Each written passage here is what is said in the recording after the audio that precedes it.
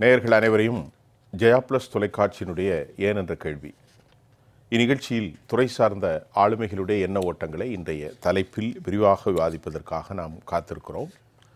இன்றைக்கு நாம் இந்த நிகழ்ச்சியினுடைய மிக முக்கியமாக பேசப்போகிறது களம் காண்போம் அம்மாவுடைய ஆட்சி அமைப்போம் என்று புரட்சித்தாய் சின்னம்மா உறுதி என்ற தலைப்பிலே நாம் இன்றைக்கு ஒரு தலைப்பீட்டை இன்றைக்கு பேசுவதற்காக அமர்ந்திருக்கிறோம். இந்த தலைப்பினுடைய முக்கியத்துவம், இந்த தலைப்பிற்குட உட்பொருளை அறிந்து கொள்வதற்கு தமிழகம் முழுவதும் ஆவலாக இருக்கும். தமிழக அரசியல் வரலாற்றில் பேரறிஞர் அண்ணா அவர்கள், புரட்சி தலைவர் அவர்கள், புரட்சி தலைவி அம்மா, இந்த மாதிரி சில ஆளுமைகளோடு என்னதான் பலர் தடைகளை விதித்தாலும் திருமதி சசிகலா என்கின்ற பெயர் இந்த வரலாற்றில் தமிழ்நாடு அரசியலில் பதிவு செய்யப்பட்டிருக்கிறது. அது மாற்றவும் இயலாது. ஆதவனுடைய கதிர்களை மறைப்பதற்கு சிலர் முயலலாம். அது துரோகத்தின் வெளிப்பாடாகவும் இருக்கலாம், நயவஞ்சகத்தனமாகவும் இருக்கலாம், ஏன் அறியாமையின் விளைவாகவும் இருக்கலாம். இன்று சில நாட்களாக வந்து கொண்டிருக்கக்கூடிய செய்திகள் பலருடைய முகாம்களில் வயிற்றில் புளியை கரைக்கக்கூடிய ஒரு செய்தியாக இருக்கிறது. அவர்களுக்கு என்னவென்றால், என்ன நடக்கப் போகிறது என்று யாரும் அறியாமலும் கூட தமிழ்நாடு அரசியலில் ஒரு பெரும் மாற்றம் வந்து விடுமா என்கின்ற கேள்வியும் பொது சமூகத்தில் தொங்கித்தான் இருக்கின்றது. கடந்த பல ஆண்டுகளாக தமிழ்நாட்டின் அரசியலில் ஏற்பட்டிருக்கக்கூடிய பல விவரங்களிலும் தமிழக அரசால் மக்களுக்கு கொடுக்கப்பட்ட வாக்குறுதிகள், தமிழக அரசினுடைய சொத்துக்கள் சூறையாடப்படுகிற ஒரு நிலை, பாலியல் பலாத்காரம், சட்டம் ஒழுங்கு, ஆணவ படுகொலைகள், எல்லா துறைகளும் சார்ந்து ஒரு பெரும் போராட்டத்தில் ஈடுபட்டிருக்கிற போது கூட தமிழ்நாட்டின் ஒரு எதிர்க்கட்சி தலைவியாக தனது பணியை அவர் செய்தார். நான் அப்படித்தான் சொல்வேன். எல்லா புள்ளி விவரங்களையும் தடுமாற்றம் இல்லாமல் அனைவரும் புரிந்து கொள்ளக்கூடிய எளிய நடையில், மரக்காணம் சம்பவத்திலே கள்ளச்சாராய குடிகளாக இருந்தாலும் சரி, அதே போன்று ஏழை எளிய மக்கள் பாதிக்கப்பட்ட நிலையில், கடுமையான வெள்ளப்பெருக்கால் அவர்கள் பாதிக்கப்பட்டிருந்த நிலையிலும் எல்லா இடங்களிலும் களத்திற்கு செல்லக்கூடிய ஒரு மக்கள் தலைவர் திருமதி சசிகலா என்பதில் எந்த மாற்று கருத்தும் இல்லை. இதில் பலருக்கு வெளிப்புறமான அரசியல் கட்சிக்கு மாற்று கருத்து இருக்கலாம். ஆனால் டாக்டர் எம்ஜிஆர் அவர்களையும் செல்வி ஜெயலலிதா அவர்களையும் நேசிக்கும் கோடிக்கணக்கான தொண்டர்கள் உண்மையிலேயே இன்றைக்கு மனம் உடைந்து சுக்கு நூறாகி இருக்கிற நேரத்தில் ஒரு அற்புதமான வழியை நாம் இங்கே காண வேண்டும், கழகத்தினுடைய ஆட்சி வர வேண்டும் என்று தொடர்ந்து ஒரு ப்ரொக்ளமேஷன் என்று சொல்வார்கள் ஆங்கிலத்தில், ஒரு பிரகடன செய்தியாகவே அவர் அறிவித்து கொண்டிருக்கிறார். அவருடைய அந்த செய்தியை ஒரு செய்தியாளனாக நானும் பல நூற்றுக்கணக்கான நிகழ்வுகளை தொடர்ந்து நடத்திருக்கிறேன். இன்றைக்கும் களம் காண்போம், அம்மாவின் ஆட்சி அமைப்போம், புரட்சி தாய் சின்னம்மா உறுதி என்ற தலைப்பில் நிறைய விஷயங்களை பேச போகிறோம். நீங்கள் யூகிப்பதற்கு எங்களிடத்திலே பதில் இல்லை. எந்த ஒரு அறிவிப்பும் ஆவணப்படுத்தப்பட்ட பின்புதான் உங்களின் யூகம் சரியாக இருக்கும். இது எதிர்முகாமில் இருந்தாலும் உள்முகாமில் இருந்தாலும் எதிர்பார்ப்புகளின் பதிலாகத்தான் இருக்கும். இந்த நிகழ்ச்சியில் திராவிட காய்வாளர் துரைக்கண்ண ஐயா அவர்கள், அதுபோன்று அறம் சார்ந்த தமிழ் பத்திரிகையில் ஒரு ஆன்மீகம், பொருளாதாரம், ஒரு ஃபிலாசபி, இப்படி பல துறைகளை ஒரு நேர்மையான எத்திக்ஸான அடையாளம் காணப்படுகிற எங்களுடைய மரியாதைக்குரிய கல்வியாளர் ஐயா சுப்பிரமணியன், ராமசுப்பிரமணியன் ஐயா, அதே போன்று அரசியல் விமர்சகர், அயலக பணிகளிலே இருந்து இந்தியாவினுடைய அரசியலை ஆழமாக கற்றவர் திரு ஜெகதீஸ்வரன். வணக்கம். உங்கள் அனைவருக்கும் வரவேற்கிறேன். துரைக்கண்ண ஐயா, சொல்லுங்க. நான் கொடுத்த தலைப்பை நீங்கள் எப்படி பார்க்குறீங்க? உங்களுடைய கருத்தை வைங்க. எதிர்வரும் 2026 சட்டப்பேரவை தேர்தல் என்பது எல்லா அரசியல் கட்சிகளுக்குமே ஒரு மிகப்பெரிய சவாலாக அமைந்திருக்கிறது. குறிப்பாக பிரதான எதிர்க்கட்சியான அனைத்து இந்திய அண்ணா திராவிட முன்னேற்றக் கழகத்திற்கு கூடுதல் சவாலாகவே இருக்கிறது என்று நாம் பார்க்கலாம். சரி, நடைபெற்று முடிந்த 2024 நாடாளுமன்ற தேர்தல் முடிவு, அதனால் கட்சிக்கு ஏற்பட்ட அந்த சரிவு, பின்னடைவு, ஒரு பெரும் தோல்வி என்பது இந்த கழகத்திலே பயணிக்கிற பல லட்சக்கணக்கான கோடிகளை தாண்டிய உறுப்பினர்கள் மனதில் ஒரு கலக்கத்தையும் குழப்பத்தையும் கவலையையும் ஏற்படுத்தி இருந்தது. அதனால் அன்று முதலே ஒன்றிணைவோம் வென்று காட்டுவோம் என்கிற சுலோகத்தோடு மரியாதைக்குரிய திருமதி வி.கே. சசிகலா அவர்கள் களம் இறங்கினார்கள். மிக அமைதியாக எந்தவித ஆர்ப்பாட்டம் எதுவுமின்றி தன்னுடைய பணிகளை, குறிப்பாக இந்த கட்சி தொடங்கியதனுடைய நோக்கம் என்பது திராவிட முன்னேற்றக் கழகத்தை தேர்தல் களத்திலிருந்தும் அரசியலிருந்தும் அப்புறப்படுத்த வேண்டும் என்பதுதான். அதற்காகத்தான் பொன்மனச்செம்மல் புரட்சித் தலைவர் எம்ஜிஆர் அவர்கள் இந்த இயக்கத்தை தோற்றுவித்தார். அவர் வழியிலே மறைந்த முன்னாள் முதலமைச்சர் அம்மா செல்வி ஜெயலலிதா அவர்களும் பயணித்தார். அவரோடு இணைந்து கிட்டத்தட்ட 30-35 ஆண்டுகளாக அரசியலில் பயணித்த திருமதி வி.கே. சசிகலா அவர்கள் இந்த இயக்கம் இப்படி ஒரு பின்னடைவை சரிவை சந்தித்து இருக்கிறதே, இதிலிருந்து மீட்டெடுத்து எப்படியாவது கட்சியை ஒன்றுபடுத்தி மீண்டும் ஆட்சி அதிகாரத்திற்கு கொண்டு வந்து விடலாம் என்கிற கருத்தாக்கத்தின் அடிப்படையில் தான் அவருடைய பயணம் என்பது தொடர்ந்து இருக்கிறது. இப்போ கடந்த 3ஆம் தேதியிலிருந்து பேரறிஞர் பெருந்தகை அண்ணா அவருடைய நிறைவு நாளுக்கு பிறகு அந்த வேகம் எடுத்திருக்கு அப்படிங்கிற மாதிரி பார்ப்போம். அதில் தான் ஒரு ரொம்ப உரத்த குரலில் சொன்னார், துரோகிகளையும் விரோதிகளையும் முறியடித்து இந்த திமுக ஆட்சி விரட்டி அடிப்பதற்கு மீண்டும் அனைத்து இந்திய அண்ணா திராவிட முன்னேற்றக் கழகத்தினுடைய ஆட்சியை அமைப்போம் என்கிற உறுதிப்பாட்டை தெரிவித்திருக்கார். ஸோ அதற்கான வேலை திட்டம் தொடங்கிவிட்டது அப்படிங்கிற மாதிரி தான் தெரியுது. கடந்த 2-3 நாட்களாக தொடர்ந்து முக்கிய பிரமுகர்களோடு தன்னுடைய ஆதரவாளர்களோடு ஒரு ஆலோசனை நடத்தி வருகிறார். இப்போ இன்றைய தினமும் அந்த ஆலோசனை நடைபெற்று வருவதாகத்தான் நான் அறிகிறேன். அந்த ஆலோசனை கூட்டம் தொடர்பான காட்சி பதிவு பார்த்தேன்.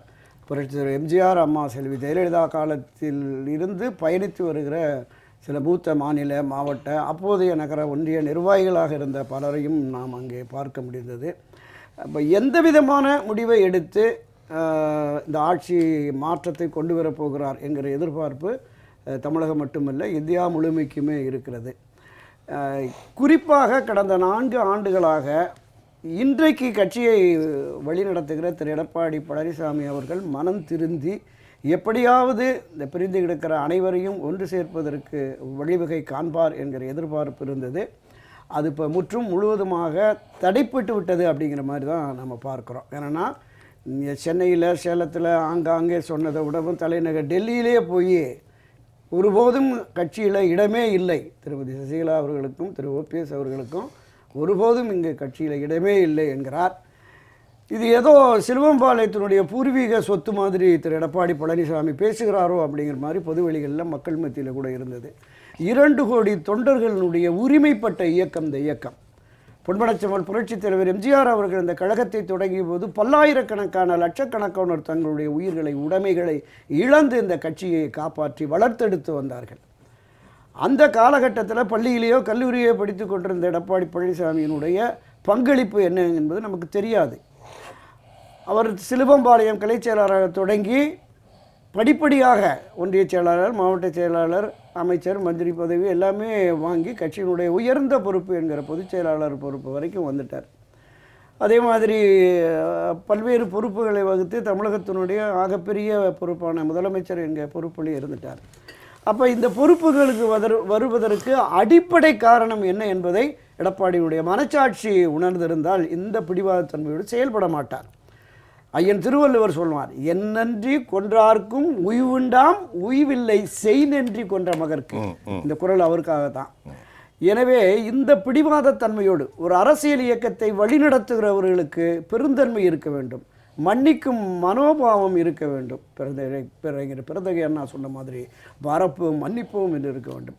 பொன்மனச்செம்மல் எம்ஜிஆர் அவர்கள் அந்த இயக்கத்தை தொடங்கிய போது அவருக்கு எதிரான மிக கடுமையான குற்றச்சாட்டுகளை முன்னெடுத்து அரச நிலையிலெல்லாம் அவரை விமர்சித்த பலரையும் அண்ணா திராவிட முன்னேற்றக் கழகம் தொடங்கிய போது, குறிப்பாக திராவிட முன்னேற்றக் கழகத்திலிருந்து அவரை வெளியேற்றிய போது தனி கட்சி தொடங்கிய புரட்சித் தலைவர் எம்ஜிஆர் அவர்களை நாவலர் நெடுஞ்செழியன், பாவுசா, ராகவானந்தம், மாதவன், இப்படி பாவு சண்முகம் உள்ளிட்ட பலருமே மிக கடுமையாக விமர்சித்தார்கள். ஆனால் அவர்களெல்லாம் கட்சியில் இணைத்து கட்சியின் உயர்ந்த பொறுப்பு, பொதுச் செயலாளர் பொறுப்பை நாவலருக்கு, பாவுஸ்ராவுக்கு, ராகவானந்தத்திற்கு வழங்கியவர் மாதவன், கட்சியின் பொருளாளர் ராஜாராம், இவர்களெல்லாம் அமைச்சரவையில் அழகு பார்த்த ஒரு தலைவன் தான் பொன்மனச்செம்மல் புரட்சித் தலைவர் எம்ஜிஆர் அவர்கள். திரு எஸ் சி சோமசுந்தரம் அவர்கள் வெளியிலே போய் அவருக்கு எதிராக கட்சி தொடங்கி தேர்தலிலும் எதிராக கடுமையான பிரச்சாரத்தை முன்வைத்த பொழுது தேர்தலில் தோற்றவுடனே அவரை அழைத்து வாருங்கள், உணர்ச்சி வயப்பட்ட ஒரு முடிவை எடுத்து விட்டார் என்று அழைத்து வந்து அவரை கட்சியில் இணைத்து தேர்தலுக்காக அவர் பல சொத்துக்களை விற்று செலவழித்து விட்டார். உடனே அதை மீட்டெடுத்து கணிசமான தொகையும் கொடுத்த ஒரு மிகப்பெரிய மனிதாபிமானமிக்க தலைவர் பொன்மனச்செம்மல் எம்ஜிஆர் அவர்கள். அன்றைக்கு எஸ் சி சோமசுந்தர் அவர்களை பொதுக்குழு தான் நீக்கியது. ஆனால் திரும்ப இணைக்கிற பொழுது பொதுச் செயலாளர் என்கிற அந்தஸ்திலே இருந்து கட்சியிலே இணைத்து கொண்டார் பொன்மனச்செம்மல் புரட்சித் தலைவர் எம்ஜிஆர் அவர்கள். எனவே ஒரு அரசியல் இயக்கம் எப்படி வழிநடத்தப்பட வேண்டும் என்பதற்கு மிகச்சிறந்த உதாரணம். அப்படியே புரட்சித் தலைவர் செல்வி ஜெயலலிதா அவர்களையும் பார்த்தோம்னா தனக்கு எதிராக ஜே அணி, ஜா அணி, போட்டி அதிமுக, எம்ஜிஆர் அதிமுக, புரட்சித் தலைவர் அதிமுக என்று பல முன்னணியினர் சென்று அவருக்கு எதிராக பிரச்சாரம் செய்த பொழுதும் கூட அவர்களெல்லாம் மீண்டும் அரவணைத்து இந்த கட்சியில் இணைத்து கட்சியை வெற்றி பாதையில் அழைத்து சென்றார். இந்த இருவரும் தலைவர்களின் நோக்கம் என்ன? கட்சி முக்கியம், கட்சியின் எதிர்காலம் முக்கியம். இங்கே நம்பி வந்திருக்கிற இந்த கோடிகளை தாண்டி உள்ள உறுப்பினர்களின் அரசியல் எதிர்காலம் முக்கியம். நோக்கம் திராவிட முன்னேற்றக் கழகத்தை ஆட்சி அதிகாரத்திலிருந்து அகற்ற வேண்டும் என்பது. அந்த நோக்கத்தை நிறைவேற்றுவதற்கு வலிமை மிக்க ஒன்றுபட்ட அண்ணா திராவிட முன்னேற்றக் கழகம் தேவை என்கிற அடிப்படையில் தான் தொடர்ந்து திருமதி வி கே சசிகலா அவர்கள் முன்முயற்சி எடுத்தார். இன்று களம் காண்க வந்திருக்கிறார். எப்படிப்பட்ட முடிவை எடுத்து அவர் இந்த நிலைப்பாட்டை எடுக்க போகிறார் என்பதை நம்ம பொறுத்திருந்து பார்க்கலாம். இதனுடைய முதற் சுற்று கருத்தை பதிவு பண்ணுறேன். ஐயா ராமசுப்ரமணிய, கண்ணுள் நின்ற ஒளியை கருத்தினை, விண்ணின்று விளங்கிய மெய்யினை, எண்ணி எண்ணி இரவும் பகலுமே நன்னுகின்றார் நான் தொழும் தெய்வமே. உங்களுக்கு ஒப்பான கருத்து தானே? எப்போதும் உங்களுக்கு ஒப்பான கருத்து. ஐயன் திருக்குறள் வள்ளுவன் சொல்கின்றான், என்னன்றி கொண்டாருக்கும் உய்வுண்டான். இப்போ சொன்ன மாதிரி அந்த குறளில் அதற்கு நான் அது குறளை சொல்கிறத விட அதற்கு மொழியாக்கம், ஒரு மனிதன் நன்றி மறந்தான் என்றால் அவனுக்கு இந்த உலகத்தில் அழிவுதான், வாழ்வே இல்லை என்ற பொருளை சொல்கின்றான். எவ்வளோ ஒரு ஆழமான கருத்து. நான் யாரையும் குறித்து சொல்லலை, பொதுவாக கேட்குறேன். அறம், அன்பு, இறை நம்பிக்கை, இதையெல்லாம் தாண்டி ஒரு மனிதன் இறைநம்பிக்கைக்கு அப்பாற்பட்டவனாகவும் இருக்கலாம். அவன் நன்றி மறந்தான் என்றால் ஐயன் திருவள்ளுவன் சொல்கின்றான், அவனுக்கு இந்த உலகிலே வாழ்வே இல்லை அப்படின்னு சொல்கிறான். எப்படி பார்க்குறீங்க? இதை சேர்த்து நீங்கள் கருத்துக்களை சொல்லுங்கள். எல்லோருக்கும் என்னுடைய வணக்கம். வணக்கம். இது ஒரு தர்ம சங்கடமான நிலைமையில் நாம் இருக்க மாதிரி தோன்றது. ஏனென்றால் ஒரு கட்சி என்பது மிகப்பெரிய கட்சி தமிழ்நாட்டை பொறுத்த வரைக்கும் அப்படின்னா அதிமுக தான், அதில் ஒன்றும் சந்தேகமே இல்லை. ஏராளமான தொண்டர் படையை கொண்டது, ஏராளமான நம்பிக்கைக்கு உரிய தலைவர்களை கொண்டது அப்படின்னு நம்ம பார்த்தோம்னா அது அதிமுக அப்படிங்கிறதுல ஒன்றும் மாற்று கருத்து இருக்க முடியாது. அப்படிப்பட்ட ஒரு கட்சிக்கு எல்லாருமே சேர்க்கணும். இப்போ கையில் பெரிய வலிமை இருக்குது அப்படின்னா எல்லாரும் சேர்ந்து இந்த 5 விரலும் சேர்ந்து அந்த முஷ்டியை உயர்த்தும் பொழுது அதில் இருக்கக்கூடிய அந்த வலிமையை நாம் காமிக்கிறோம் அப்படிங்கிறது எல்லாருக்குமே புரியும். இப்போ அன்ஃபார்ச்சுனேட்லி அந்த மாதிரி ஒரு நிலைமை இல்லை. நான் இது பல காலமாக நான் சொல்லிகிட்டே இருக்கேன், எல்லாரும் சேர்ந்து ஒன்றாக இருக்க வேண்டும், நன்றாக இருக்க வேண்டும் அப்படிங்கிற மாதிரி பல முறை நான் இதை எடுத்து சொல்லியிருக்கின்றேன். ஆனால்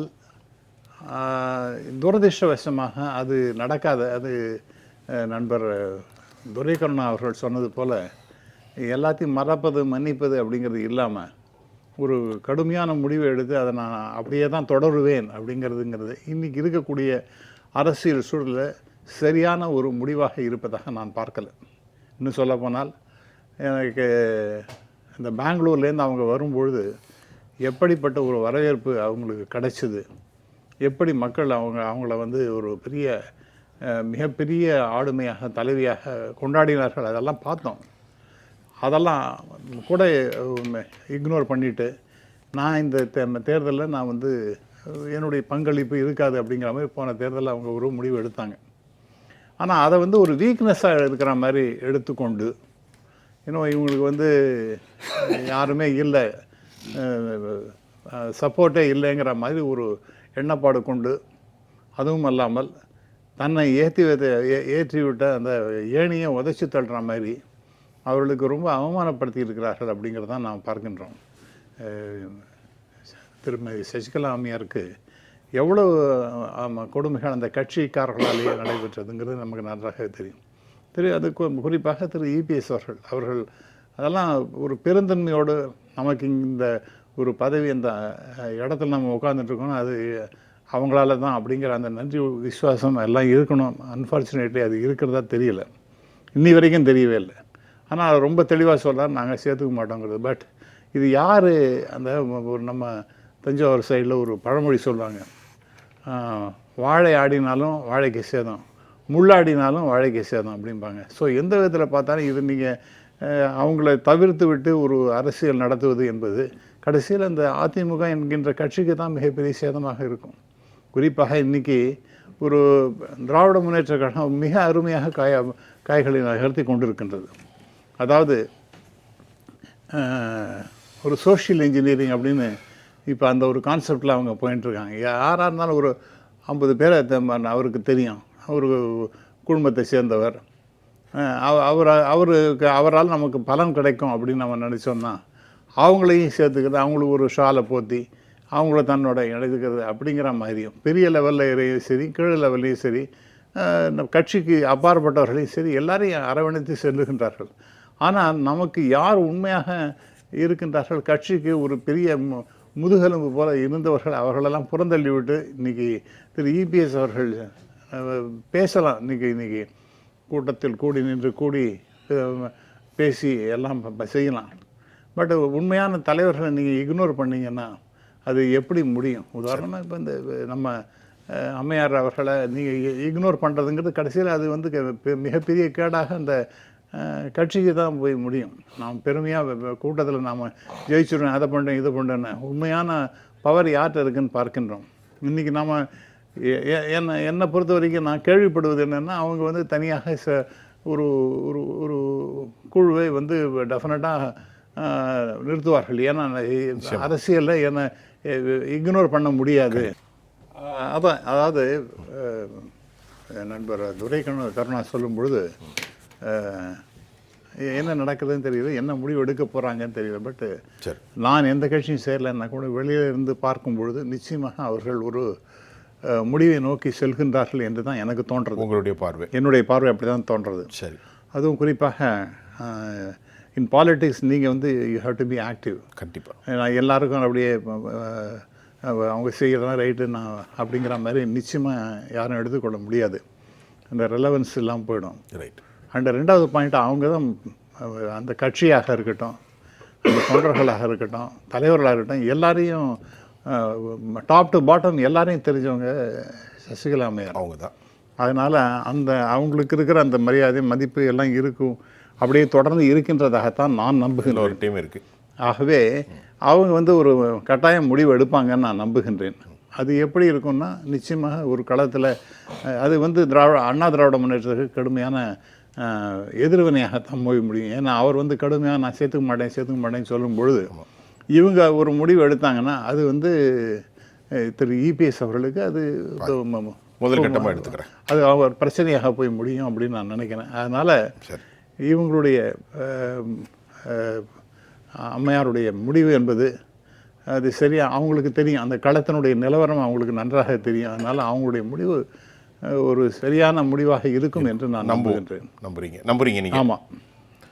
ஜெகதீஸ்வரன் சார், நீங்கள் ஒரு பொலிட்டிக்கல் வியூவர்ஸ், நிறைய தேசிய சேனல்கள்லையும் பேசுகிறீங்க. இப்போ இன்றைக்கி தமிழ்நாட்டுடைய களமும் சசிகலா அம்மா என்ன செய்ய போகிறாங்க அப்படிங்கிறத ஒரு டிசன்ட் வாய்ஸ் அமங் த தொண்டர்கள் எக்ஸ்பெக்டேஷன் மோர் அதிகமாக எதிர்பார்க்கிறார்கள். தற்போதைய நிறைவுகளில் நம்முடைய திராவிட இயக்க ஆய்வாளரும் மரியாதைக்குரிய ஐயா ராமசுப்ரமணியன் ஐயாவும் சில கருத்தை வச்சுட்டாங்க. நீங்கள் எப்படி பார்க்கிறீர்கள்? தமிழக அரசியல் எந்த மாதிரி சசிகலா அம்மையாருடைய அரசியல் நகர்த்தல் இருக்குன்னு நீங்கள் நம்புறீங்க? நான் வந்து முன்னாள் முதலமைச்சர் ஜெயலலிதா அவரோட மறைவுலேருந்து துவக்கணும்னு நினைக்கிறேன். அவரோட மறைவிற்கு பிறகு இந்த கட்சியை வந்து எப்படியாவது காலி பண்ணணும் அப்படின்ட்டு நிறைய பேர் சூழ்ச்சி செஞ்சாங்க, தொடர்ச்சியாக நடந்தது. சரி. அன்று ஆட்சியில் இருக்கக்கூடிய ஒரு கட்சி, இன்னும் சொல்லப்போனால் எம்ஜிஆர் அவர்களின் சாதனை புரிந்த மாதிரி ஜெயலலிதா அவர்கள் 2வது முறையும் வந்து சாதனை புரிந்த ஒரு தருணம். இந்த தருணத்தில் அன்ஃபார்ச்சுனேட்லி அவங்க மறைஞ்சிட்டாங்க. அந்த நேரத்தில் இந்த கட்சியை கட்டி காப்பாற்றணும் அப்படிங்கிறதுக்காக திரு எடப்பாடி பழனிசாமியை உருவாக்கியவர் திரும்ப சசிகலா அவர்கள் தான். நீங்கள் அதற்கு முன்னாடி வரைக்கும் சேலத்தில் தெரிஞ்சிருக்கலாம், ஒரு அமைச்சராக தெரிஞ்சிருக்கலாம். ஆனால் எடப்பாடி பழனிசாமி தான் முதலமைச்சர் ஆவார் அப்படின்ட்டு ஒரு 2 நாளைக்கு முன்னாடி சொல்லியிருந்தீங்கன்னா கூட யாருக்கும் அப்படியே ஒருத்தர் இருக்காரா அப்படிங்கிற அளவுக்கு தான் தெரியும். அதற்கு பிறகுமே அவர் வந்து வெளியே தெரிகிறதுக்குலாம் ரொம்ப நாள் ஆட்சி அப்படிங்கிறதா உண்மை. அவருடைய நோக்கம் என்பது இந்த கட்சி அழியாமல் காக்கப்பட வேண்டும் என்கின்ற அந்த நோக்கம் 2016 இப்போ 2026 வரைக்கும் அந்த நோக்கத்தில் ஏதேனும் மாறுபாடு இருக்கான என்னை பொறுத்த வரைக்கும் இல்லை. சரி. இன்றைக்கி அதே நிலையில் தான் இருக்காங்க. சரி. எனக்கு வந்து ஜெயலலிதாவுடைய கனவு என்னவாக இருந்ததோ, எம்ஜிஆரின் கனவு என்னவாக இருந்ததோ, அந்த கனவை தான் நான் இன்னுமே கொண்டு போட நினைக்கின்றேன்.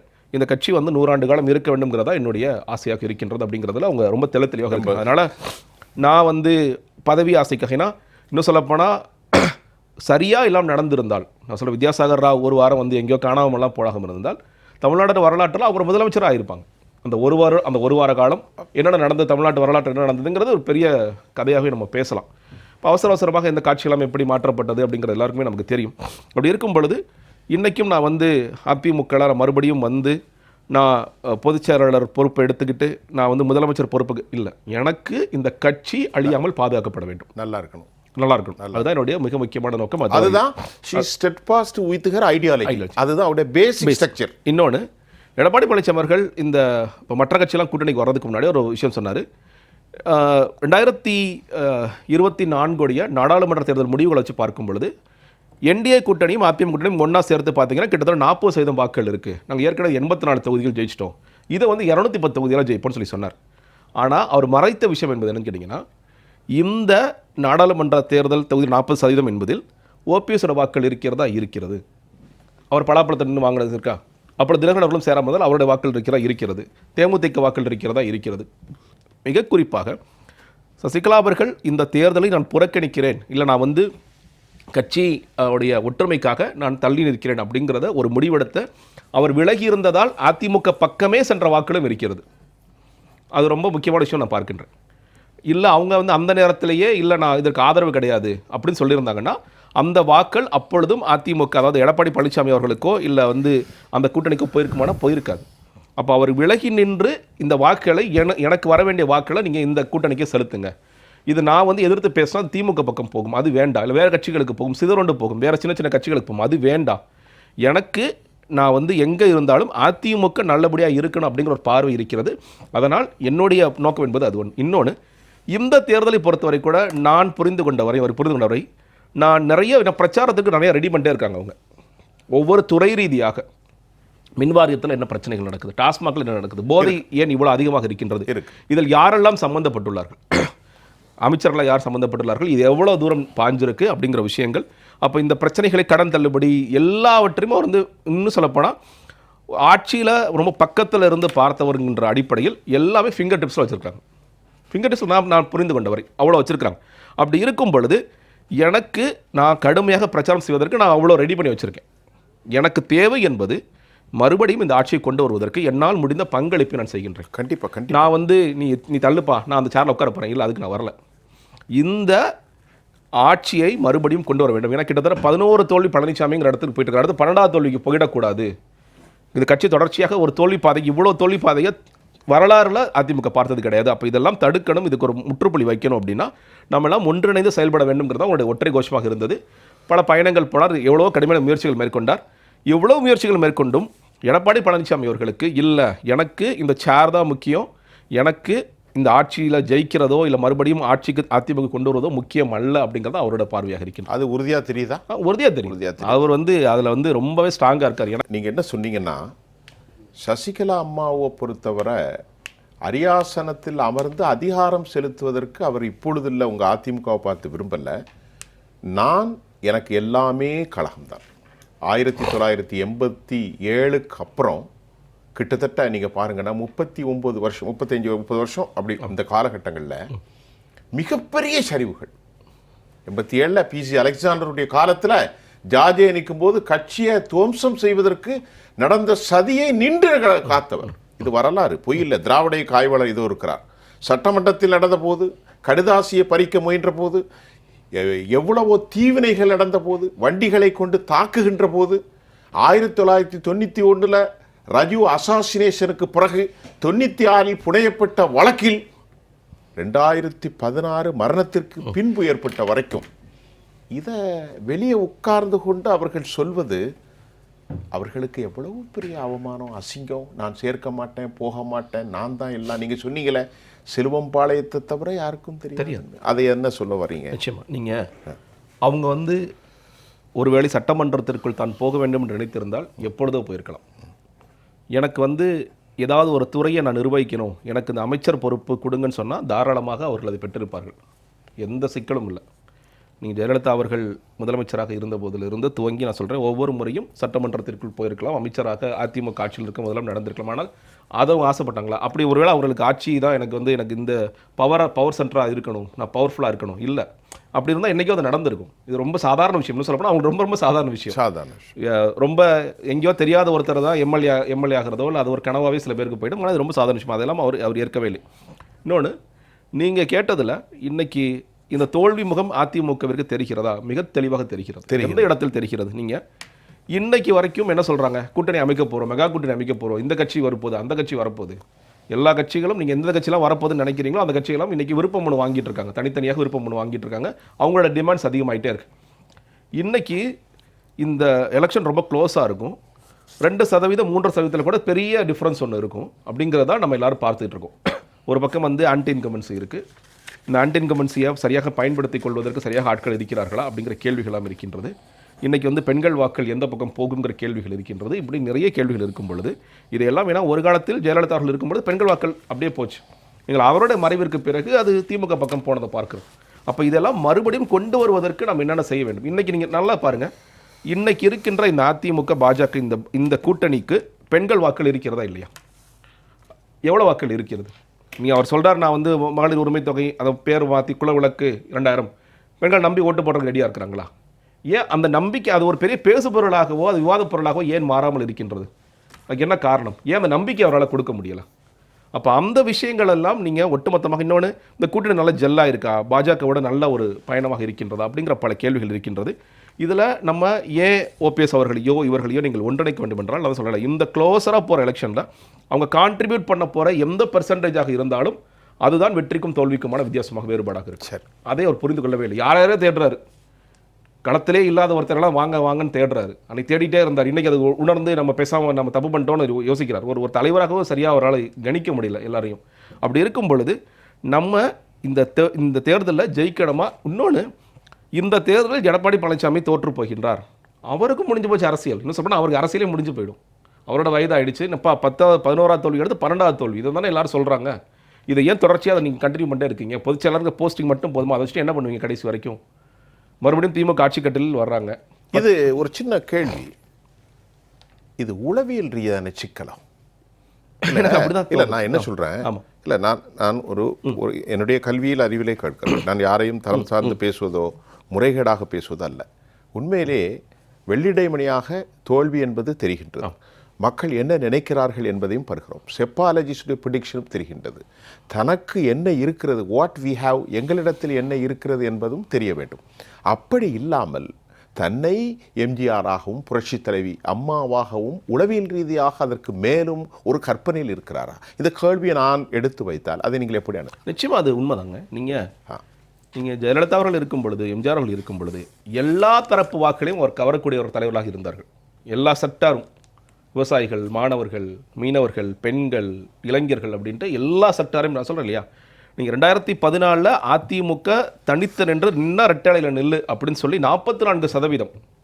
44%ங்கிறது எவ்வளோ பெரிய வரலாறு. இன்றைக்கி 18%. அப்போ இவ்வளவு பெரிய வீழ்ச்சிக்கு நம்ம தானே காரணம்.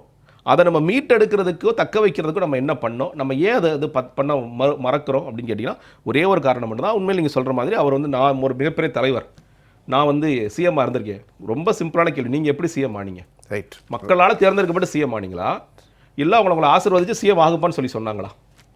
அந்த கேள்விக்கு அவர் சரியாக பதில் யோசிச்சிருந்தார்னா இன்றைக்கி அவர் இல்லை, நம்ம மறுபடியும் நம்ம செய்த தவறுகளை திருத்தி கொண்டு நாம் சரியான பாதையில் பயணிக்கணும் என்று யோசித்திருப்பார். அவர் யோசிக்கவே. ரெண்டாவது பேசுவோம். ஐயா சொல்லுங்கள், ஏதோ சொல்ல வந்தீங்க, நான் ரெண்டாவது கூப்பிட்றேன். நண்பர் கோஜென்ட்டாக கரெக்டாக பேசினார் ஜெகதீஸ்வரன் சார். ஆமாம். இருந்தாலும் கூட இன்னைக்கு களம் என்பது let us be very honest. Very good. என்னென்னா பெண்களுடைய ஓட்டு யாருக்கு அப்படின்னா டெஃபினட்டாக இன்றைக்கி மிகப்பெரிய அளவிற்கு டிஎம்கேக்கு போயிட்டு இருக்கு. இந்த 1000 ரூபாய் அப்படிங்கிறது அது வந்து மிகப்பெரிய தாக்கத்தை ஏற்படுத்தி இருக்கிறது. போன தடவையே அவங்க 1000 ரூபா நாங்கள் கொடுப்போம் அப்படின்னு சொன்னோன்னா இவங்க ஏடிஎம்கேலாம் 1500 ரூபா கொடுக்குறேன். மக்கள் யாரை நம்பினாங்க? 1000 ரூபா கொடுக்குறேங்கிற டிஎம்கே தான் நம்பினாங்க. ஆக இப்போ களத்தில் வந்து நிறைய ப்ளஸ் பாயிண்ட்ஸ், நான் தான் சொன்ன மாதிரி சோஷியல் இன்ஜினியரிங், அடுத்தது எல்லா தரப்பு மக்களையும் அனுசரித்து எப்படியாவது கொண்டு வர்றது, கட்சிகளை கொண்டு வர்றது, இப்படின்னா அவங்க வேலை செஞ்சுட்டு இருக்கும்போது நம்மள்கிட்ட இருக்கக்கூட பலத்தெல்லாம் நம்ம சரியாக யூஸ் பண்ணலைன்னா நமக்கு இருக்கக்கூடிய பலம் என்னன்னு பார்த்தீங்கன்னா தொண்டர் பலம் அப்படியே பெரிய அளவுக்கு எக்ஸோடஸ்லாம் இல்லை. தொண்டர் பலம் பெருசாக இருக்குது. ஆனால் அதை ஒருங்கிணைக்கக்கூடிய தகுதி, திறமை இருக்கக்கூடிய தலைவர்கள், இவர் நண்பர் சொன்னது போல் உங்களுக்கு அந்த அந்த அந்த சேரில் உட்கார்றதுக்கு ஆஸ் சீஃப் மினிஸ்டர் யார் காரணம்? யார் காரணம்? தன்னெஞ்சு அறிவது பொய்யற்க பொய்த்தவின் தன்னெஞ்சே தன்னை சுடும். நீங்கள் ஒரு திருக்குறள் சொன்னீங்க, நான் அதை சொல்லுகின்றேன். அற்புதம். அதனால ஏன் நான் என்ன, நீங்கள் தான் பெரிய. இல்லை நான் ஒன்றுமே இல்லை. அது வந்து அது தெரிய வேண்டாமா? யார் உங்களை அந்த இடத்துல உட்கார வச்சுருக்காங்க, எப்படி நாம் வந்தோம்?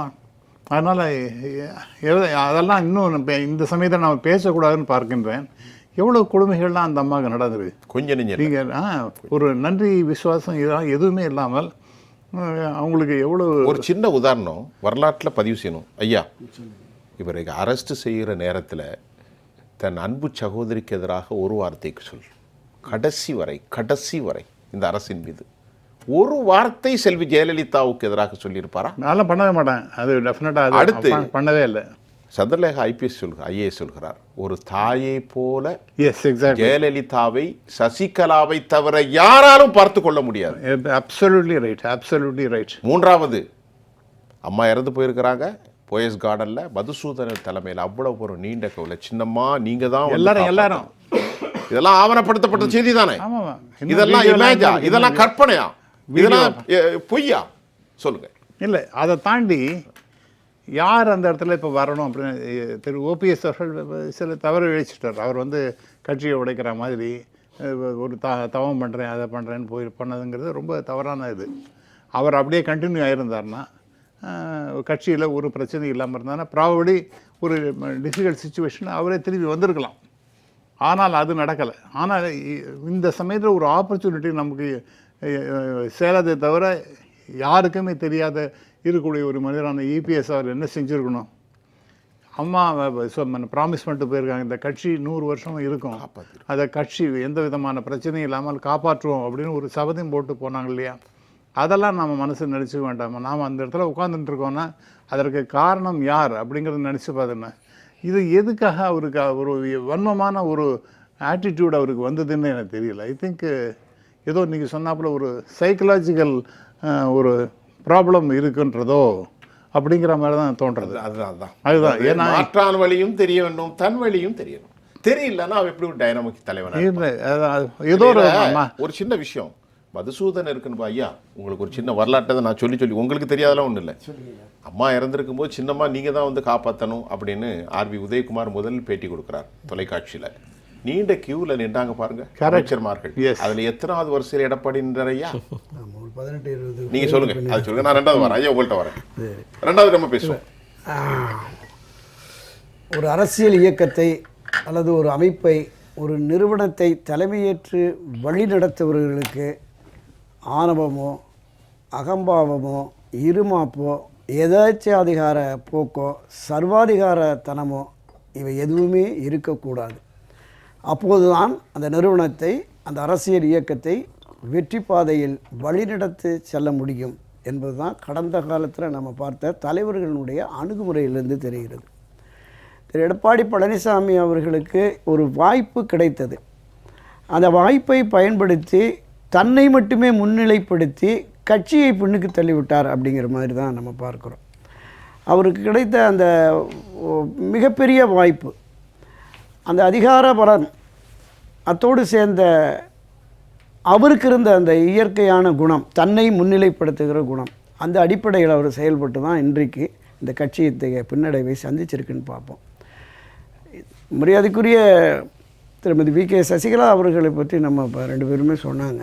ஐயாவும் சொன்னாங்க. ஆமாம், அவர் சிறையில் இருந்த காலகட்டத்தில் அன்றைக்கு திராவிட முன்னேற்ற கழக அரசினுடைய அத்தனை அதிகாரிகள், அமைச்சர் பெருமக்கள் அத்தனை பேருமே வந்து ஆமாம், அம்மா செல்வி ஜெயலலிதாவுக்கு எதிராக ஒரே ஒரு ஸ்டேட்மெண்ட், ஒரு கையெழுத்து கொடுத்து போட்டுருங்க, போயிடலாம் அப்படின்னு. எவ்வளவு சித்திரவதை பண்ணாங்கன்னா, ஒரு வேலைக்கார அம்மாவை கூப்பிட்டு அந்த சிறையில் அவங்க குடிக்கிற மண்பானை தண்ணியில் இந்த சோப்பை கலந்து விட்டுரு அப்படின்னு சொல்லி ஒரு சோப்பு கொண்டு போய் கொடுக்குறாரு. அந்த சிறை சோப்பை கலந்து கொடுக்குறாங்க. அதை நம்ம தொடர்ந்து பேச போகிறோம். ஐயா, நீங்கள் சொன்னீங்க திராவிட முன்னேற்ற கழகத்தில் போது சசிகலா அம்மாவுக்கு இவ்வளவு கஷ்டங்களை சிறையில் கொடுத்தாங்க. உங்கள் சகோதரிக்கு எதிராக ஒரு பொய் சொல்லுங்கள், ஒரு கையெழுத்தை மட்டும் போடுங்க. ஆமாம், சொல்லுங்கள், அதுலேயும் தொடருங்க. ஆமாம், அது என்னென்னா, அந்த வேலைக்கார அம்மாட்ட சொல்லி இதை செய்யுங்க, இந்த சூப்பரண்ட் சொன்ன உடனே இந்த சூப்பரண்ட்டை, ஐயா இந்த பாவ செயலாம் நான் செய்ய மாட்டேன், நான் புள்ள குட்டிக்காரி அப்படின்ட்டு அந்த அம்மா மறுத்துட்டு போயிட்டாங்க. ஆனால் அந்த சூப்பரண்ட் தன்னுடைய பாக்கெட்டில் அந்த சலவை சோப்பை போட்டு அதுக்குள்ளே போட்டு போயிட்டார். தண்ணி குடிக்க முடியாத ஒரு நிலைமை ஆகிப்போச்சு. இதை தாண்டி அரசனுடைய அழுத்தம், அன்றைக்கு சட்ட அமைச்சராக ஆல்ரெடி ஏறினான். அந்த சிறை சூப்பரண்டுக்கு போட்டு நான் சொன்னேன்னு சொல்லுங்கள், அவங்களுக்கு தேவையான வசதிகளை செய்து கொடுப்போம், அது மட்டும் ஒரே ஒரு ஸ்டேட்மெண்ட்டு மட்டும் கையெழுத்து போட்டு வாங்க அப்படின்னு. இதையும் தாண்டி மறைந்த ஐயா மரியாதைக்குரிய எஸ்.சி. சோமசுந்தரம் அவர்கள், அவரே சூப்பரண்ட் லைனில் போய் திருப்பதி வி.கே. சசிகலா அவங்ககிட்ட லைனை கொடுங்கன்னு, ஏமா நீ சித்திரவதைப்படுற, என்ன கேட்குறாங்களோ எழுதி கொடுத்துட்டு, அன்றைக்கு கட்சியின் மிக மூத்த தலைவர் உருவார்ந்த மரியாதைக்குரிய எஸ்.சி. சோமசுந்தரம் அவர்களே சொல்கிறார், நான் ஒருபோதும் அக்காவுக்கு எதிராக செயல்பட மாட்டேன் என்றார். அதற்கு பிறகு வெளியில் வந்ததுக்கு பிறகு தான் கட்சியின் துணை பொதுச் செயலாளரை உன்னை நியமிக்க போகிறேன், நீ ஏற்றுக்கணும் அப்படின்போது, அக்கா நான் உன் கூட காலமெல்லாம் இருக்கிறேன், எனக்கு கட்சி பதவி வேண்டாம். இன்றைக்கும் தலைமை கழகத்தில் நிர்வாக பொறுப்பில் இருக்கிறது தெரியும், பொதுச் செயலாளர் அறைக்கு அருகிலே துணை பொதுச் செயலாளருக்கு ஒரு அறையை உருவாக்க சொல்லியிருந்தாங்க. அப்போது நான் வேணால் உங்களோட செயற்குழு பொதுக்குழுன்னு உங்கள் கூட்டத்தில் நான் உட்காந்துக்கிறேங்க்கா, எனக்கு கட்சியில் பெரிய பொறுப்பு வேண்டாம் அப்படின்னு. ஸோ அத்தகைய நிலையில் இருந்தவருக்கு எடப்பாடி பழனிசாமி எத்தகைய தொல்லைகள் கொடுத்தாருன்னு சொல்லிடுவோம். பெங்களூர் சிறையில் இருக்கிற போது இவர் போய் பார்க்கல, சிறைக்கு போனவர்களை போக வேண்டாம்னு தடுத்திருக்கிறார். பரோலில் வர்றாங்க, தன்னுடைய கணவர் நடராஜனும் உடல்நலக்குறைவாக சீரியஸாக இருக்கிறாரு, பரோலில் வர்றாங்க. 15 நாட்கள் கர்நாடக சிறைத்துறை அனுமதி வழங்குது. இங்கேருந்து சீஃப் செக்ரட்டரி ஆஃபீஸிலேருந்து சிஎம் ஆஃபீஸிலேருந்து ஃபோன் பண்ணுது, எடப்பாடி பழனிசாமி முதலமைச்சராக இருந்த காலகட்டங்களில் 1 வாரம் கொடுத்தா போதும் அப்படின்னு. உடனே அங்கேருந்து சொல்கிறாங்க, நாங்கள் 15 நாள் கொடுக்கணுங்கிறோம், ஆனால் உங்கள் தலைமைச் செயலகத்திலேருந்து 1 வாரம் போதுங்கிறாங்க. சரி பரவாயில்ல, 1 வாரமே கொடுக்குறேன். அவங்க உட்காந்துருக்காங்க ஏற்ற மாதிரி அங்கே பாருங்கள், சரி அதிகாரிகள் முன்னாடி இந்த மாதிரி சொல்கிறாங்க அப்படின்னு. எங்கே தங்க போகிறீங்கன்னு கேளுங்கன்னு. உடனே அவங்க சொல்கிறாங்க, காலமெல்லாம் இருந்த 30-35 வருஷமாக இருந்த போயஸ் கார்டன் தான் போகிறேன். இல்லை போயஸ் கார்டனுக்கு போகக்கூடாதுன்னு சொல்கிறாங்க அப்படின்னு. சரி போயஸ் கார்டன் என்னுடைய உறவினர் வீட்டுக்கு போகிறேன் அப்படின்னு. உடனே சரி உறவினர் வீட்டுக்கு போங்க, யாரையும் பார்க்கக்கூடாது, எந்த அரசியல்வாதியும் சந்திக்கக்கூடாது, இப்படி ஒரு 15-18 கண்டிஷன் போட்டு அங்கேருந்து பரோலில் கொண்டு வந்திருக்காங்க. இவ்வளவு சிக்கல்கள் சிரமங்களை கொடுத்த எடப்பாடி பழனிசாமிக்கு எதிராக ஒரு வார்த்தை, ஒரு கடினமான வார்த்தை, இந்த சூரியனை பார்த்து நாய்ங்கிற மாதிரி சொன்னார்ல, ஆமாம், இதை தாண்டி சசிகலாவுக்கும் அதிமுகவுக்கும் தொடர்பில்லை என்றே எடப்பாடி பழனிசாமி சொல்கிறார். அப்போ இந்த அளவிற்கு தன்னை கடுமையாக விமர்சித்த ஒருவரை எந்த அளவுக்கு பேசியிருக்கணும்? பேசலை, இதுவரையிலுமே பேசலை. என்ன சொல்கிறாங்கன்னா, எல்லோரும் ஒருங்கிணைந்து கட்சியை வழிநடத்த வேண்டும் என்பதால் அவருக்கு எதிரான கருத்தை நான் பதிவு செய்ய மாட்டேன் அப்படி. இதுதானே பெருந்தன்மை. இந்த போக்கு எடப்பாடி பழனிசாமிக்கு இல்லையே என்கிற வருத்தம் தான் கட்சியில் எல்லோருக்குமே இருக்கிறது. என்னென்னா, இப்போதைக்கு இவருடைய இந்த நிலைப்பாடு என்பது கட்சியை மீண்டும் தோல்வி பள்ளத்தாக்கில் கொண்டு போய் விட்டுருமோங்கிறத அந்த இதுதான். இந்த கட்சியினுடைய நிறுவன தலைவர் புரட்சித் தலைவர் எம்ஜிஆர் அவர்களை எந்த அளவுக்கு எடப்பாடி பழனிசாமி மதிக்கிறாருங்கிறத நம்ம பார்க்கணும். அவர் வாழ்ந்த அந்த ராமாவரம் இல்லத்துக்கு இது வரைக்கும் போனாரானே தெரியல, போன மாதிரி எனக்கும் தெரியலை. அவர் வாழ்ந்த அந்த ஆற்காடு சாலை நினைவில்லத்திற்கு போனாரான்னு போகலை. அவருக்கு உரிய முக்கியத்துவத்தை பொன்மனச்செம்மல் புரட்சித் தலைவர் எம்ஜிஆர் அவர்களுக்கு கொடுத்த முக்கியத்துவத்தை இவர் கொடுக்கலங்கிறது. அதனால தான் செங்கோட்டையன் வந்து அம்மா படத்தையும் தலைவர் படத்தையும் புறக்கணிச்சிட்டு ஒரு விழாவுக்கு எப்படி போகலான்னு போர்க்கொடி தூக்கினார். அப்போ இந்த சூழலில் ஒரு எதிரியை அல்லது ஒரு துரோகியை வீழ்த்த வேண்டுமென்றால் எந்த ஆயுதத்தையும் எடுக்க தயார் என்கிற நிலைப்பாட்டுக்கு திருமதி வி.கே. சசிகலா அவர்கள் வந்திருக்கிறார். நீங்கள் வந்தால் உன்னோடு, எதிர்த்தால் தனியாக, எதிர்த்தால் உன்னையும் எதிர்த்து அப்படிங்கிற நிலைப்பாட்டுக்கு வந்திருக்கிறாங்க. ஸோ எந்த விதமான முடிவை எடுத்து எந்த திசை நோக்கி பயணிக்க போகிறார், எந்த அளவுக்கு ஆதரவு அவருக்கு வருகிறது அப்படின்னு தெரியல. வருகிற 8ஆம் தேதி 9ஆம் தேதி அல்லது பிப்ரவரி 24ஆம் தேதிக்குள் ஒரு அறிவிப்பை அவர் வெளியிடுவார். அந்த அறிவிப்பை வெளியிடும் சூழலில் திரு எடப்பாடி பழனிசாமி தலைமையிலான அந்த அணியில் இருக்கிற பல முக்கிய முன்னணி தலைவர்கள் இங்கே வருவார்கள் அப்படிங்கிற மாதிரி தகவல்கள்லாம் கிடைச்சிருக்கு. அது நல்ல திசை வழி பயணிக்கட்டும் என்பதை என்ன நான் ஜெகதீஸ்வரன், நிறைவாக இந்த அமர்வில் நீங்கள் கருத்து நீங்கள் வந்து ஒருவேளை இவர்கள் தேர்தலில் பங்கெடுத்தார் என்ன நடக்கும் என்று கேட்டால், அதிமுக அதாவது எடப்பாடி அவர்கள் வைத்திருக்கின்ற அமைப்பு என்பது எடப்பாடி அமைப்பு இன்னும் சொல்லப்போனால் அது வந்து இன்னும் மோசமான தோல்வியை தழுவும். அதுதான் நடக்கும். இவர்கள் விலகி இருக்கிறதுக்கான முன்னாடி சொன்ன ஒரே ஒரு காரணம் என்பது அதிமுக என்ற இயக்கம் ஒன்றாக எல்லோரையும் ஒன்றிணைத்த ஒருங்கிணைந்த அதிமுக இயக்கம் என்பது எப்பொழுதும் வெற்றி பாதை நோக்கி பயணிக்க வேண்டும்ங்கிறது தான். அதில் ஒன்றும் டவுட் இல்லை. ஆனால் இது மறுபடியும் நான் இப்படி தான் இருப்பேன், எனக்கு இந்த சீட்டு தான் முக்கியம், இந்த சீட்டு எனக்கு வந்துருச்சு அப்படின்ட்டு இருக்கின்ற எடப்பாடி பழனிசாமி அவர்கள் ஏற்கனவே இன்னைக்கு இருக்கின்ற இந்த கூட்டணி வைத்து வெல்ல முடியுமா என்று கேட்டால் வெல்ல முடியாது. இருக்கின்ற வாக்களை இழந்து கொண்டே தான் வருகின்றார். அப்போ கூடுதலாக இவர்களும் தேர்தல் பாதையில் இறங்குறாங்க அப்படின்னா அது மேற்கொண்டு பல தோல்விகளைத்தான் அவர் கொடுக்க முடியும். 2019 நம்ம பார்த்துருக்கலாம். 2019 நாடாளுமன்ற தேர்தல் 2014க்கும் 2019 கம்பேர் பண்ணிங்கன்னா மிகப்பெரிய அடி வாங்கிச்சு அதிமுக. என்ன காரணம் அப்படிங்கிறது எல்லாருக்குமே தெரியும். அதே மாதிரி 16 சட்டமன்றத்துக்கு அம்மா இருந்த போது, ஆமாம், 19 எடப்பாடி தலைமையை சந்திச்ச நாடாளுமன்ற தேர்தல். 14 ஏன் சொல்கிறேன்னா 44%. ரைட். நீங்கள் 16 திமுக கொஞ்சம் க்ளோஸாக வர்றாங்க. 19 என்ன ஆச்சுங்கிற பார்த்தோம். மிக மோசம், வரலாறு காணாத தோல்வி, பெரிய அடி. நீங்கள் வந்து சில தொகுதிகள்லாம் பார்த்தீங்கன்னா அதிமுகவிற்கும் திமுக வாக்கு வித்தியாசம் 2.5 லட்சம் 3 லட்சம் வாக்கு வித்தியாசம். ஜெகதீஸ்வரன் 3வது இடத்துக்கு போனது, டெபாசிட் இழந்தது, எல்லாம் நடந்துச்சு. இது அதிமுக வரலாற்றில் நடந்தது. 91 அசாசினேஷனுக்கு அப்புறம் அம்மாவுடைய தலைமையில் 59%. இன்னைக்கு இருக்கு. அப்புறம் 46, 47. ஒரு காலமும் தோல்வி இல்லை, மரணிக்கும் வரை. ஆமாம். இப்போ 2019 எவ்வளோ பெரிய ஓட் மார்ஜின் டிஃப்ரென்ஸ் இருந்துச்சுன்னு பார்த்தோம். நீங்கள் அன்னைக்கு எடுத்து பார்க்கும் பொழுதே நீங்கள் வந்து கிட்டத்தட்ட கம்ப்ளீட்டாக நீங்கள் என்ன தான் ஆட்சிக்கு அவர் முதலமைச்சர் என்ற பெயரில் இருந்தாலும் அன்னைக்கு சட்டமன்ற தேர்தலாக அதை டிவைட் பண்ணி பார்த்தீங்கன்னா அன்னைக்கு மிகப்பெரிய தோல்வியை சந்தித்து விட்டார். அதிலிருந்தாவது அவர் பாடம் கற்றுக்கொண்டிருக்க வேண்டும். இப்போது அதே மாதிரியான ஒரு தோல்வியை சந்திக்கக்கூடிய வாய்ப்புகள் இருக்கின்றது. இந்த பிரிகின்ற ஓட்டுகள் என்பது, வாக்கள் என்பது யாருக்கு சாதகமாக முடியும், இவர் வந்து யாருக்கு பாதக முடியும் என்பது நிச்சயமாக எடப்பாடி பழனிசாமிக்கு தெரியும். ஆனாலும் எனக்கு உண்மையில் இந்த கட்சியை மறுபடியும் ஆட்சி கட்டளில் அமர வைக்க வேண்டும் என்பதை விட நான் இந்த சேரில் உட்காந்துட்டு எழுந்திருக்க மாட்டேன், இது என்னமோ இந்த சேர் ரொம்ப ஃபிக்ஸரான சேரு, இதில் வந்து யாருமே என்னை விளக்க முடியாதுன்னு அவர் கற்பனை இதில் ஓட்டிகிட்டு இருக்கார். ஐயா சுருக்கமாக, ரொம்ப சுருக்கமாக பேசுகிறேன். சொல்லுங்கள். இப்போ வரக்கூடிய சொல்லுங்கள் அந்த ஆய்வுகள்லாம், ஆமாம், எலெக்ஷன் எப்படி போகும் அப்படிங்கிறதெல்லாம், குறிப்பாக அந்த ஓட்டர்ஸ் அவங்களுடைய ஆய்வின்படி கிட்டத்தட்ட 220 சீட்டு நெருக்கமாக டிஎம்கே இன்றைக்கி ஜெயிக்குங்கிற மாதிரி சொல்கிறாங்க. அதாவது இப்போ இன்னைக்கு இருக்கக்கூடிய நிலைமையில் அதிமுக எங்கே இருக்க போகிறதுங்கிறதே தெரியல. ரைட். அப்போ நம்ம எதிரிகளுடைய வலிமை என்னங்கிறத நாம் பார்க்கணும், தன் வலிமை என்னங்கிறத பார்க்கணும், துணை வலிமை எப்படி இருக்குன்னு பார்க்கணும். இதெல்லாம் பார்க்காமல் அவர் இன்னும் அப்படியே அதே கற்பனை உலகத்திலேயே அவர் சஞ்சரித்து கொண்டிருந்தார் என்றால் இது எப்படி போய் முடியும்? இன்ஃபேக்ட் உண்மையான வலிமை, உண்மையான ஒரு ஸ்ட்ரென்த்துங்கிறது, நான் வந்து நண்பர் அந்த சொன்னது போல் என்னென்ன கெடுதெல்லாம் நடந்துங்கிறத நான் பேச விரும்பலைன்னு சொன்னேன். அவர் அழகாக சொல்லிட்டார். அதை இன்னும் ஒன்று கூட நம்ம ஜெயலலிதா அம்மையாருடைய அந்த சமாதிக்கு போய் அஞ்சலி செலுத்துவது கூட அவருக்கு பர்மிஷன் கொடுக்கல.